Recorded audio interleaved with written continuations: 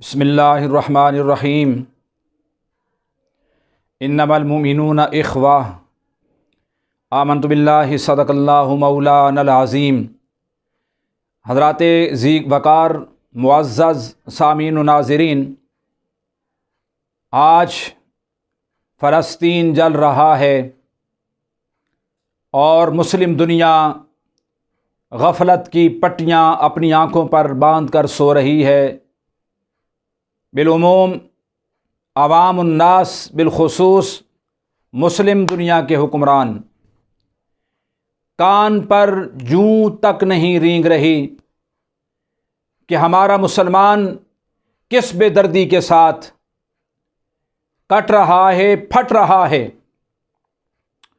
Burma میں مسلمان کٹ جائیں تو آواز نہیں اٹھتی مسلم دنیا سے، کہتے ہیں امن، اسلام امن کا درس دیتا ہے۔ شام میں کٹے مسلم تو کہتے اسلام امن کا درس دیتا ہے۔ یمن میں بھون کے رکھ دیا جائے مسلمانوں کو تو جواب ملتا ہے اسلام امن کا درس دیتا ہے۔ عراق کے اندر مسلمانوں کو کچل دیا جائے تو درس اسلام امن کا درس دیتا ہے۔ افغانستان کے اندر اگر مسلمانوں کو 21 سال تک بارود سے بھون کے رکھ دیا جائے تو مسلمان حکمران جواب دیتے ہیں اسلام امن کا درس دیتا ہے۔ کشمیر کے اندر مسلمان کٹ گئے، ان کے جگر پھٹ گئے، بچوں کو یتیم کر دیا گیا اور عفت مآب خواتین کی عزتوں کو تار تار کر دیا گیا۔ جواب ملتا ہے مسلم حکمرانوں کی جانب سے ہم کچھ نہیں کریں گے، اس لیے کہ اسلام امن کا درس دیتا ہے۔ آج فلسطین جل رہا ہے، مسلمانوں کے قبلہ اولا پر حملہ کر دیا گیا ہے۔ عرصہ دراز سے فلسطین کے مسلمانوں کو کچلا جا رہا ہے، ذبح کیا جا رہا ہے اور بارود سے بھونا جا رہا ہے۔ ان کے حق میں دنیا اسلام کا کوئی حکمران آواز نہیں اٹھاتا۔ آخر اتنی بے حسی کیوں ہے اور اتنی غفلت کیوں ہے؟ کیا ضمیر سو گیا ہے یا پھر مردہ ہو گیا ہے؟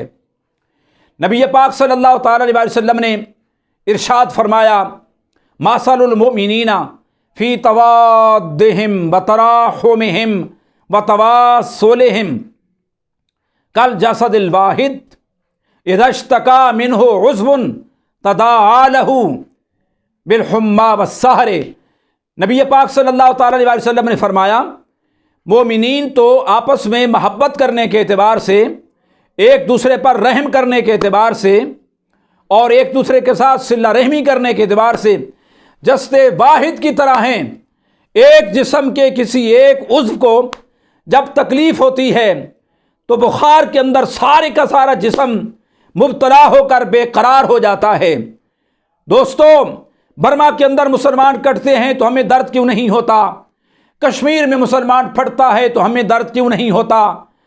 شام اور یمن کے اندر مسلمان کچلے جاتے ہیں تو ہمیں درد کیوں نہیں ہوتا؟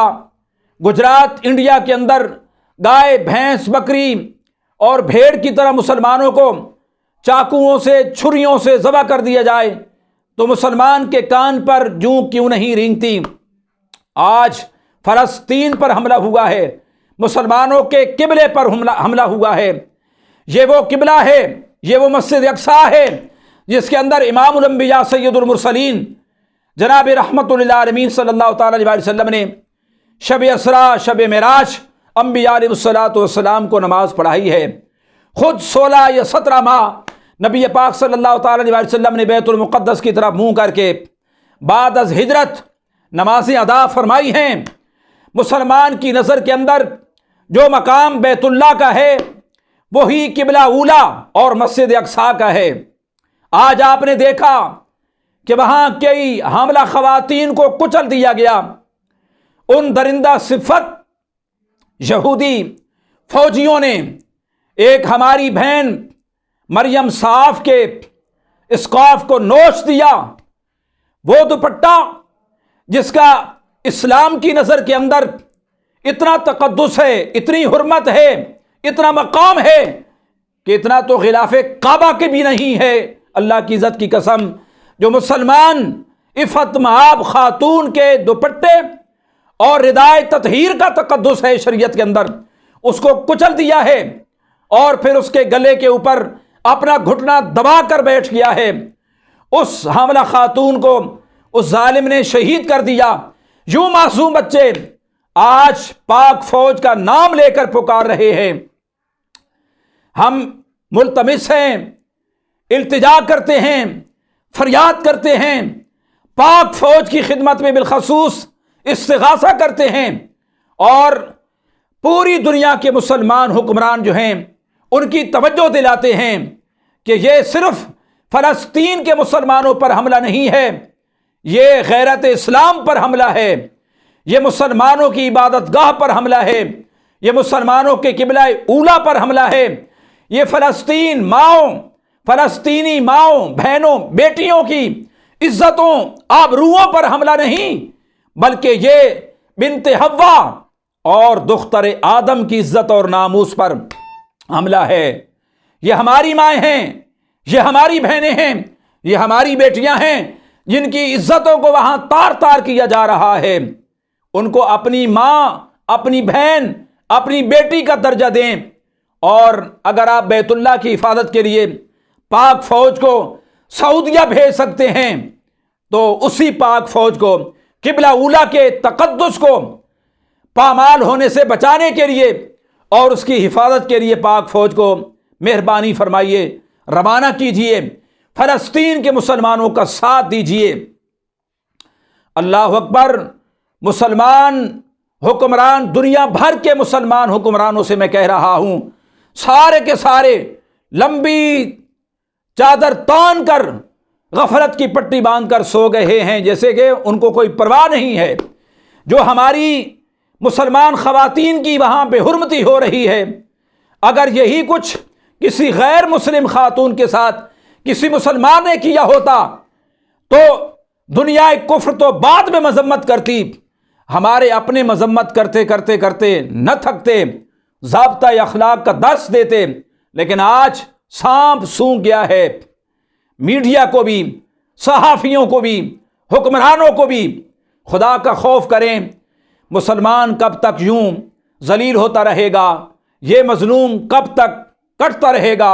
اس کے حق میں آواز اٹھائیں، اپنی آواز بلند کریں، مسلمان حکمران ہونے کا ثبوت پیش کریں۔ طیب اردوغان کو ہم سلام پیش کرتے ہیں اور اس کی صدائے حق پر لبیک کہتے ہیں، ہم ان کی خدمت میں التجا کرتے ہیں۔ طیب اردوغان، ایک تیری ذات ہے پوری دنیا اسلام کے اندر، پورے ورلڈ کے اندر اور پوری مسلم دنیا کے اندر تمام عالم اسلام کی عوام مسلمان صرف اور صرف تیری ذات کی طرف دیکھ رہے ہیں، ان کو کوئی اور غیرت مند مسلمان حکمران نظر نہیں آتا پوری دنیا اسلام کے اندر۔ تم قدم بڑھاؤ طیب اردوغان، ہم تمہارے ساتھ ہیں، قبلہ اولا کو بچاؤ طیب اردوغان، ہم تمہارے ساتھ ہیں، ہماری ماؤں بہنوں بیٹیوں کی عزتوں کو پامال ہونے سے بچاؤ، فلسطین کے بچوں کو شہید ہونے سے بچاؤ، اور فلسطین کی خواتین کو بیوہ اور بے سہارا ہونے سے بچاؤ طیب اردوغان۔ پاکستان کا مسلمان تمہارے ساتھ ہے، پوری دنیا اسلام کا مسلمان صرف اور صرف طیب اردوغان تیرے اوپر نظر رکھے ہوئے ہے اور تیرے اوپر فخر کرتا ہے، تجھے اپنا رہنما سمجھتا ہے، تیرے اندر اللہ نے وہ صلاحیت اور وہ غیرت پیدا کی ہے، تو پوری دنیا اسلام کا قائد بن سکتا ہے اور خلیفہ بن سکتا ہے۔ اللہ تعالیٰ تیری حفاظت فرمائے اور تیرے جذبات کو سلامت رکھے۔ مسلم دنیا کی رب ذوالجلال تجھے قیادت کرنے کی توفیق عطا فرمائے۔ وآخر دعوانا الحمدللہ رب العالمین۔